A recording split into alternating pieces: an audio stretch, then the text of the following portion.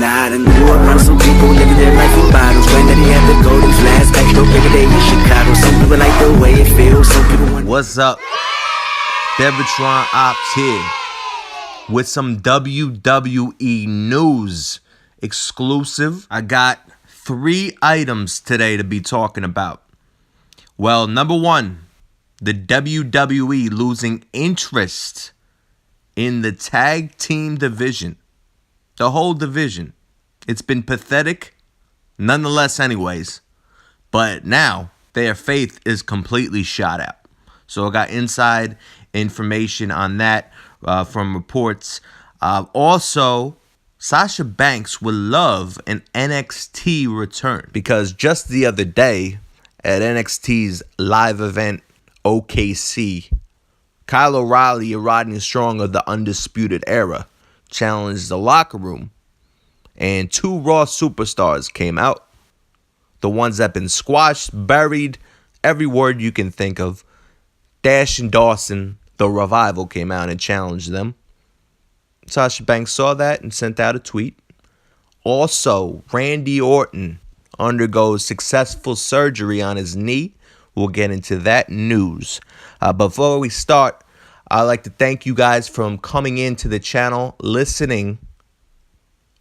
It's a new channel. It's obviously needs to gain some traction. So if you can hit the comment section, hit a like, and let's get it rolling. So let's start with this topic right here. The WWE loses interest in the tag team division, reportedly, but it's no surprise at all if you've watched the product on how bad the tag team division is on both Raw and SmackDown. Awful when you put the tag team on TV. While discussing lackluster angles during today's installment of PWInsider Elite Audio, Mike Johnson indicated that the reason the company doesn't really put much effort into showcasing the tag team division is because the general feeling is that there is no money to be made. He says, I think they've decided that nobody involved in the tag team division is worth their time, and they're not going to invest into it because they don't see it makes sense and they don't make no money. And that's that, he said. This would explain how a certain team could be hot one week and cold the next. Oftentimes, WWE starts to push certain teams only to have the storyline or angle led to no real payoff.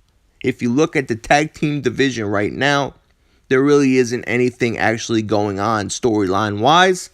No team really has been red hot on television. So if you watch this garbage, you've seen this.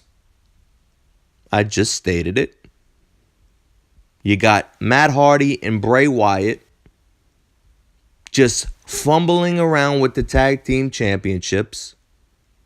You have Matt Hardy coming in here from TNA, red hot, character broken and all. Is WWE watered down? Matt Hardy should be focused on a lot more. His character is funny, it's intriguing, but this WWE style has tampered with the character. And Bray Wyatt, do you remember when he had this semi-babyface turn when Roman Reigns and him tag teamed? I guess they were facing the League of Nations. This was probably a night after WrestleMania a couple years back. Bray Wyatt had this tweener turn. Got the crowd behind him, and he was rolling. Then he got hurt, went back to being a heel. You know, not to be seen again, like it never happened. The turn, the semi-turn. Not WWE made it seem like that tag team match never happened. That's what they do. There's no continuation with the storylines. So, when you get that type of creative team, you get this type of tag team division. You got the Revival, which is one of the best tag teams I've ever seen in the WWE. Just buried in 2-minute matches. They were putting on classics in NXT. Classics with DIY, Authors of Pain, American Alpha. Just classic matches and just the old school wrestling of the Revival. And I guess Vince McMahon hates wrestling, so he's just going to delegate the Revival to nowhere. They should be built up as the best tag team on the show. They're not. They're not even close. They just got beat by Matt Hardy and Bray Wyatt on Raw.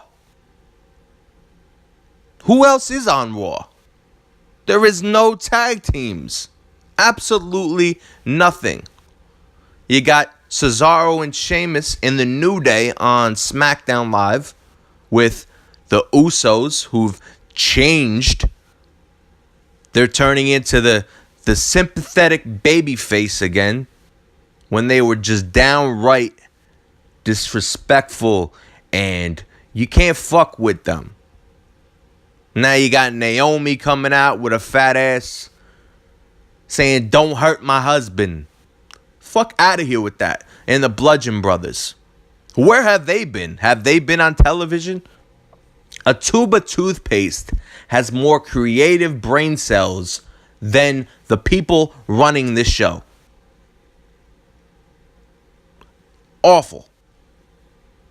What they have to do, who knows? Get most of the people out of the creative meetings. Get them new jobs. Get new people that know what they're talking about. It is god-awful, the display that these people are putting on television. Anyways. So, mentioned Sasha Banks. So I mentioned the boss, Sasha Banks. She was tweeting the other day. She saw that, like I mentioned in the header, Kyle O'Reilly and Rodney Strong were in a WWE OKC live event, and they called out the locker room. Sasha Banks sent out a tweet, "Can I come next time?" Well, what do you expect? Sasha Banks is irrelevant on the main roster. Probably top 3 performers in the women's division. Of course she is. After all, she's irrelevant on the roster. They rather go with Nia Jax as the champion. Do you remember the promo a couple weeks back? The WWE's own personal commercial with a promo. That was absolutely one of the most cringe-infested promos I've ever seen. Close to as worse as Bobby Lashley's sit-down interview. Don't even want to get into that because I'll probably have to head into the bathroom and throw up in the toilet bowl. That's how bad that fucking promo was. It is downright disrespectful to my brain. But anyways. So it seems like Sasha Banks really loves the NXT type of way. And who doesn't blame her? And who blames her? Nobody. She's been delegated to triple threats. She's been delegated to 6-woman tags every single week. Who creates 6-woman tags and say, hey, that's going to generate some interest and viewership? Are you kidding? Who wants to watch 6-woman tags every single damn week? No one. It is terrible to watch.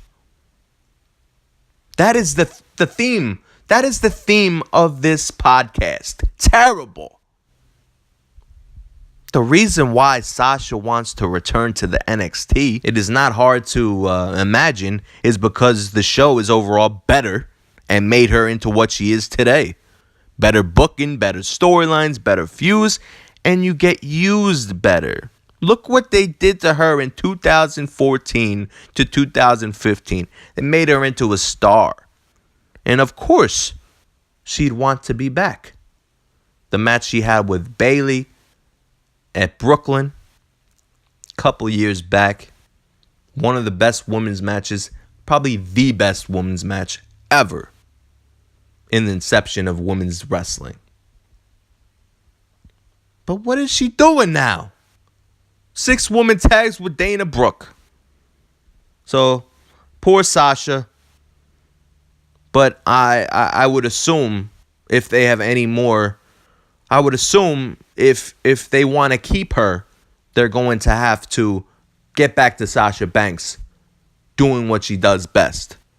Having a feud, fighting for a title, maybe with Bayley, having something with Ronda Rousey, who knows? Randy Orton successfully underwent surgery to repair a meniscus tear in his left knee. Orton has needed surgery, which we didn't know, since last year. There's no timetable on yet for him to return. So Orton's going to be out for a couple months. He needs it. WWE makes him stale. You know, he needs to come back and just turn heel on somebody. Whoever's the champion at the time of his return, he needs to come back and just RKO him and fucking dastardly attack him. Fucking RKO him through a table, throw him through the barricade, throw him through the fucking screens on the Titantron. Do whatever you can. Make Randy Orton a badass motherfucker that he is. Randy Orton is not boring. WWE books him boring. He's probably the best worker. Chris Jericho, our beloved Chris Jericho, said he's the best worker he's ever seen. So if you have Chris Jericho, of all people, saying something like that, you take it to the bank. So Randy Orton comes back. Randy Orton comes back. Put him in something. We need more heels. Maybe you bring him back to Raw or something like that. Raw desperately needs some heels. They have the biggest heel probably ever in the company in Roman Reigns. And they don't use him like that. I'm not getting into it on this episode. So, guys, that is just a bit of information. I don't know if you've seen it or not. I wanted to address it, bring it out in the open. But if you like this video, like I said, it needs to gain some traction. It needs an audience. So give me a comment. Tell me what you think of this division, Sasha Banks. Give me a subscription if I'm worth your time. Thank you, guys. Devitron out.